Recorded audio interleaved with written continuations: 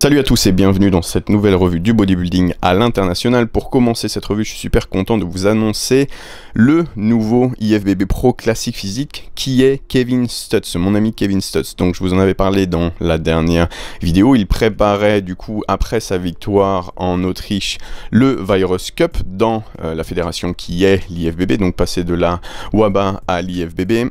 Je n'avais aucune idée du plateau classique à l'IFBB, je vous avouerai donc que je connaissais le physique de Kevin, mais je me demandais ce que ça allait donner avec la perte drastique de poids, parce qu'il a dû perdre, je crois, 4 kilos en quelques semaines, alors qu'il était déjà bien écorché pour être dans la catégorie de poids qui était moins 101 ou moins 100 kilos. Je vous mets les photos à l'écran, des photos prises du coup le matin même de la compétition, de son passage qui était samedi. La particularité de Kevin, je pense que j'ai même pas besoin de la mentionner, c'est ce X pas possible qu'il a. Il a une taille extrêmement fine avec des jambes qui sont absolument énormes et bien sûr une condition qui est au-dessus de ce qu'on peut voir généralement dans cette catégorie. Donc d'un côté, je suis pas vraiment étonné d'avoir vu Kevin remporter le toute catégorie et donc sa carte pro dans cette catégorie, mais on ne sait jamais qui va se présenter sur le plateau le jour de la compétition. En tout cas, je suis super content pour Kevin et super fier de Kevin. J'ai suivi du coup ses stories après son passage sur scène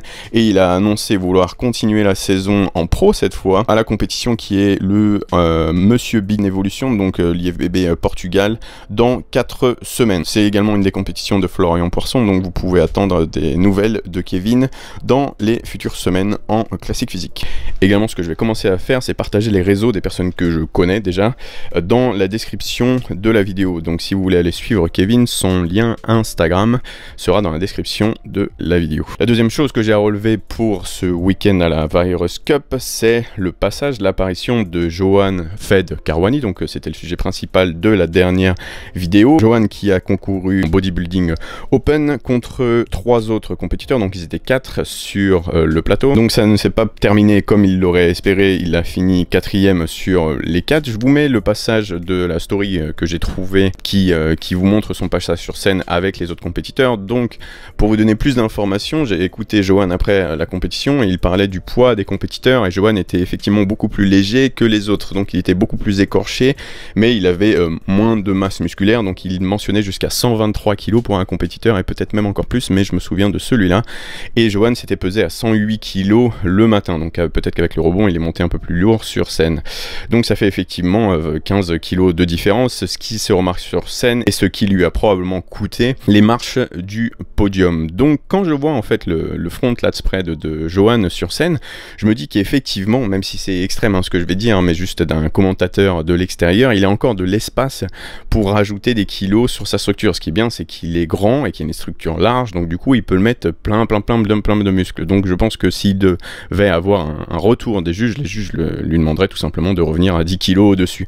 Ce qui peut paraître énorme, mais à ce niveau, pas vraiment. Et surtout, en fait, avec la structure de Johan, qui, comme vous le voyez sur l'écran, vous voyez bien 7 kg de plus dans les cannes, je suis sûr, ce qui pourrait le rendre encore plus compétitif. Donc, je ne sais pas ce qu'il va faire par la suite. Je souhaite tout le meilleur et de rester, bien sûr, en bonne santé. Et de toute façon, peu importe le classement, la dernière fois que j'avais vu Johan, il était loin d'être aussi écorché et loin d'être aussi impressionnant physique. Donc, c'est déjà une énorme victoire pour lui. Également, si vous voulez aller le féliciter, si vous voulez aller voir un peu ses photos, donc des photos que je mets à l'écran, mais allez voir sur ses réseaux, je mets son Instagram dans la description de la vidéo. Félicitations Johan. Et le deuxième passage de cette vidéo, on va un peu revenir sur Phil parce que suite à son apparition récente au Gold Gym Venice et son physique plus qu'impressionnant, de toute façon il est toujours aussi tanké, il est toujours aussi énorme, beaucoup de personnes sont reparties sur l'idée que Phil allait concourir à l'Olympia. Donc je vous ai dit que j'allais pas revenir 1000 fois sur le sujet et pas vous donner de réponse concrète parce que j'en ai pas et personne n'en a,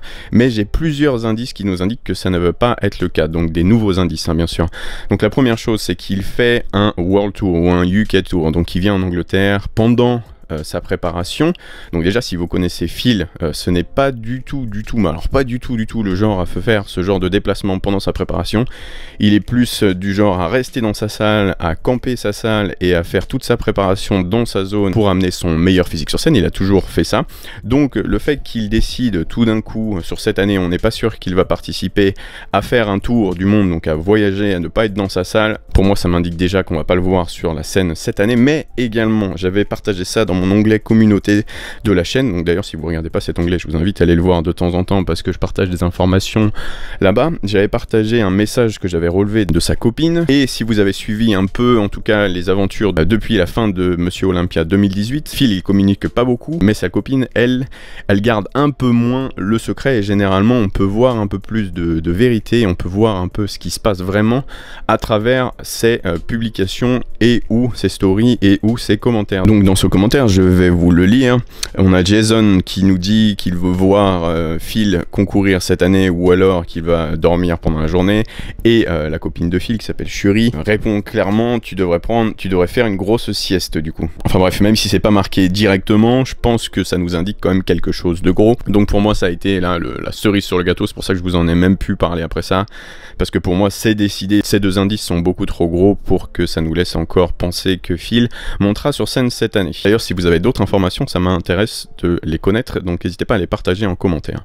Le troisième sujet de cette vidéo, on va vous faire découvrir quelqu'un, si jamais vous le connaissez pas, c'est Zane Watson. Donc Zane Watson, c'est un compétiteur dans la catégorie 212, et c'est également un bodybuilder canadien, un ami de Regan Grams et de Antoine Vaillant. Enfin bref, il y a un gros niveau et une bonne communauté du bodybuilding au Canada, et je vous le partage parce que j'ai trouvé que sa condition était bien au-dessus de tout le circuit. Par exemple, je vous mets cette comparaison avec le compétiteur le plus prometteur pour aller décrocher le titre cette année de Monsieur Olympia entre guillemets en 212, qui est Monsieur USA, donc Derek, et on peut voir que, et en face à face, ces photos elles datent de Monsieur Olympia 2018 où Zane a placé 12e et Derek a passé 2e, la différence de conditions affichée sur scène. Donc bien sûr le Most Muscle Art, ce n'est pas la seule pose qui est jugée en bodybuilding, hein. Je vous le dis d'avance, si Zane il ne remporte pas, et il ne remportera pas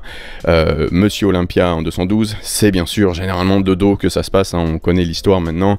Donc le problème de Zane, ce sont les dorsaux. Comme vous voyez, son back double biceps, il vous fait beaucoup moins rêver que son front lat spread, ou que bien sûr ces différents Most Muscle Art qui sont tous plus impressionnants les uns que les autres. Donc je vais pas vous dire dans cette vidéo que c'est le futur de la division, parce que je pense vraiment que ce dos, ce back double biceps, il ne suffira pas à aller détrôner d'autres profils tels que par exemple Derek, qui est bien plus prometteur de dos.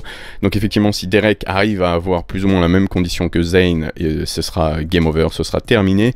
Mais c'est vrai que de face, Zane remporte beaucoup de poses, notamment grâce à cette sèche, grâce à ce conditioning qu'il est le seul à réussir à aller chercher. La semaine dernière, je vous parlais de la condition et le physique extrême de Johan, mais cette semaine, je pourrais faire exactement la même chose avec Zane. Zane qui participe au Tampa Pro, donc la dernière compétition qui permet de se qualifier pour Olympia. Donc il n'est pas encore qualifié pour Olympia, vu qu'il avait fait 12e et qu'il n'a pas l'année dernière à Monsieur Olympia, et qu'il n'a pas concouru cette année.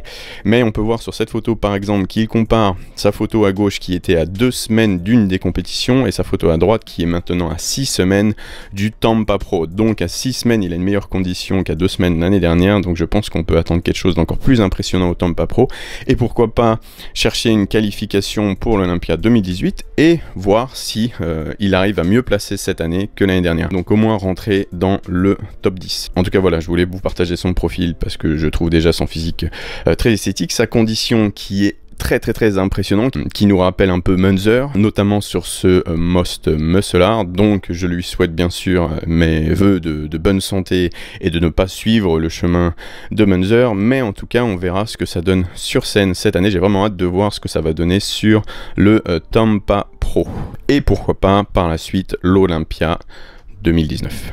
Et le dernier sujet de cette vidéo, il va concerner Monsieur Olympia 2019.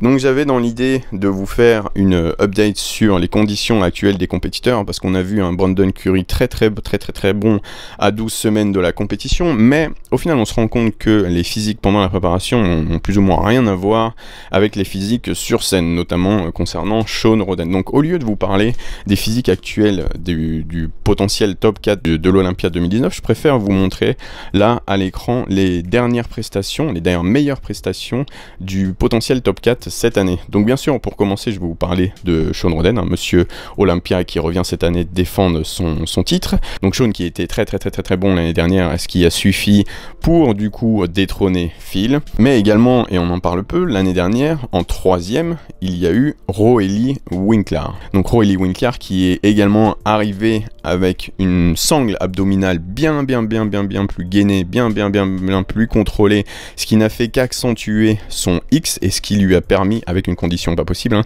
et ce qui lui a permis d'aller se placer troisième à l'Olympia. Également, à ne pas oublier, on a William Bonac qui est arrivé cette année à l'Arnold Classic avec plus ou moins son meilleur physique de tous les temps. William qui est très constant dans ses prestations, William qui n'a plus énormément de potentiel pour en tout cas changer, mais William qui amène à chaque fois un physique qui est remarquable et très compétitif. Donc on peut s'attendre à nouveau à le voir dans le top 5 cette année, mais je pense que celui que tout le monde attend cette année, c'est bien sûr Brandon Curry. Brandon Curry qui a battu William Bonac et Roelly Winklaar à un des Arnold Classic cette année. Brandon qui est probablement le bodybuilder qui a le plus progressé ces dernières années et qui continue encore à progresser, notamment au courant de cette dernière année après l'Olympia. Je pense qu'il a surpris tout le monde de par ses progrès à l'Arnold. Donc comme je vous disais, ce top 4 est encore grand ouvert. On ne sait pas qui va s'y glisser, ou en tout cas on ne sait pas dans quel ordre il va se terminer. Je pense que je vous ai partagé ici les 4 profils que vous allez voir sur le first call out en tout cas de l'Olympia 2019, mais bien sûr il y a plein d'autres personnes. On a bien sûr également à ne pas oublier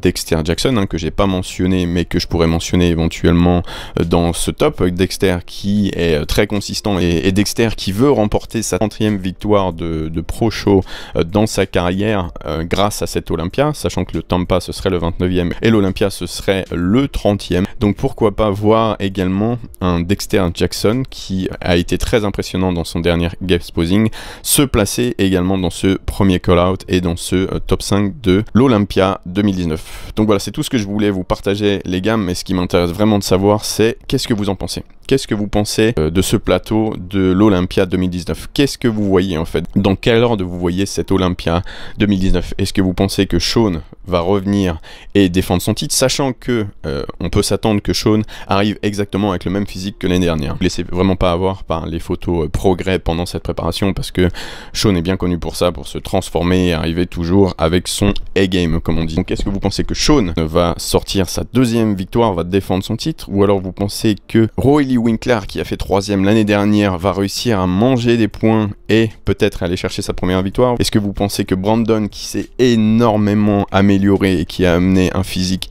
plus qu'impressionnant au dernier Arnold Classic et qui continue de progresser va être suffisamment impressionnant pour remporter la couronne cette année? Ou alors le William Bonac qu'il ne faut absolument pas oublier, William Bonac qui viendrait également bousculer Shawn Rhoden pour le titre de Monsieur Olympia 2019. En tout cas, ça m'intéresse vraiment de savoir ce que vous en pensez, les gars. À nouveau, ne vous basez pas que sur les photos de progression pendant la préparation, parce que comme vous pouvez le voir, par exemple avec Shawn Rhoden, ça n'a rien à voir par rapport au jour J. Il peut se passer vraiment pas mal de choses pendant la préparation. Ils ont la magie en main pour réussir à transformer leur physique en une semaine. Donc basez-vous plutôt sur ce que je vous ai mis dans cette vidéo, c'est-à-dire leur dernière performance sur scène. Voilà, dites-moi ce que vous en pensez dans la section commentaires. Si jamais vous avez bien aimé cette vidéo, je vous invite à la liker, à la partager et bien sûr à vous abonner à la chaîne. Je vous donne rendez-vous demain soir pour les résultats du YouTube Classic 2019 et je vous dis à très bientôt dans la prochaine vidéo.